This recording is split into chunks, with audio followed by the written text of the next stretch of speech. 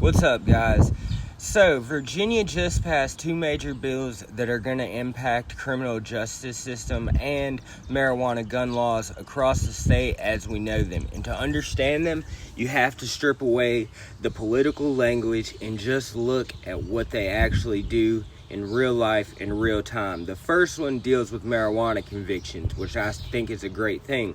So Virginia legalized marijuana back in 2021, meaning simple possession and related conduct is no longer treated the same way as it used to be under the law.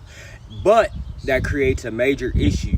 There are still more than 1,000 people in Virginia who are incarcerated on probation or parole or under community supervision for marijuana-related convictions. And, that came from before that law changed. So in other words, people are still being punished under a system that, no longer exists in the same form it does today. This new bill, though, creates an automatic hearing process for eligible individuals convicted of certain marijuana offenses before the 2021 change. What that means in plain English is that the courts will go back and review old marijuana cases and determine whether sentences should be modified or reduced or based on the fact that the law has since changed. But this is not an automatic release. Nobody's just going to be walking out of prison because of this. Instead, it triggers a review process, and judges, no doubt, still have the final decision, and prosecutors still have the ability to argue against the release or any sentencing changes if they believe it would not be in the best interest of the community or public safety. So what this really does is open a door that was previously closed. Not a guaranteed outcome, but supporters of the bill argue that this is about fairness and correcting outdated sentencing policies that, disproportionately impacted certain communities, especially in lower income and minority neighborhoods where enforcement was heavier and consequences were more severe. The idea is that if society has decided that something should no longer be treated as a serious criminal offense, then people still serving that same conduct deserve a second look. And I couldn't agree more. Critics, however, are concerned that reopening old cases would overwhelm the court system, create inconsistencies in sentencing, or, potentially revisit old cases where marijuana charges were tied to other criminal activity. They also argue that the public safety decisions should remain tightly controlled by prosecutors and judges without, broad automatic triggers. So, that's the first bill. It's essentially a retroactive review system for marijuana convictions that came from a time when the law was treated cannabis much more harshly than it does today. The second bill is very different in subject matter, but similar in how it deals with public safety policy. This one focuses on firearms, specifically what lawmakers are calling assault-style rifles, weapons, and high-capacity magazines. The law prohibits the future sale and manufacturing of certain assault firearms and also bans the sale of magazines that hold more than 15 rounds. One important detail here is that this does not mean the government is going to go door to door confiscating firearms that people already legally own. The focus is on future production and sales within our state. Supporters of the bill, argue that firearms are designed to fire rapidly with large ammunition capacity, increase the potential harm in mass shooting events.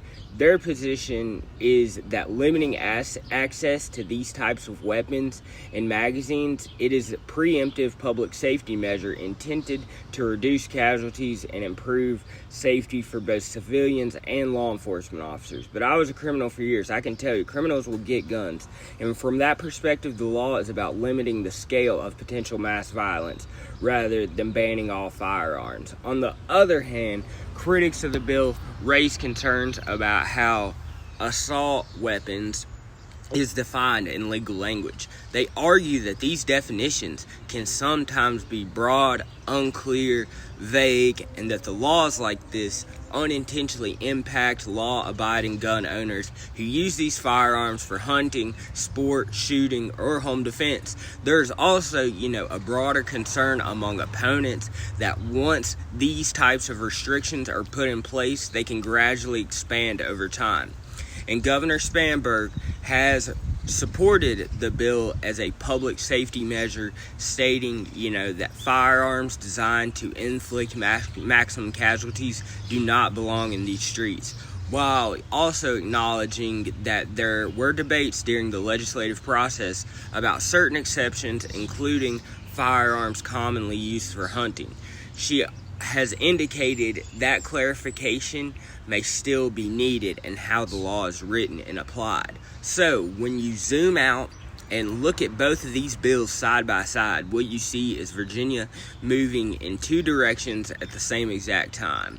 On one hand, the state is saying that past marijuana laws were too harsh and that people affected by those laws deserve another chance at review. And I couldn't agree more. On the other hand, the state is tightening restrictions on certain types of firearms, moving forward in an effort to prevent future harm. And, whether you agree with either of those policies or not, both of them come down to the same core question, which is how the state defines public safety and who ends up being affected when those definitions change.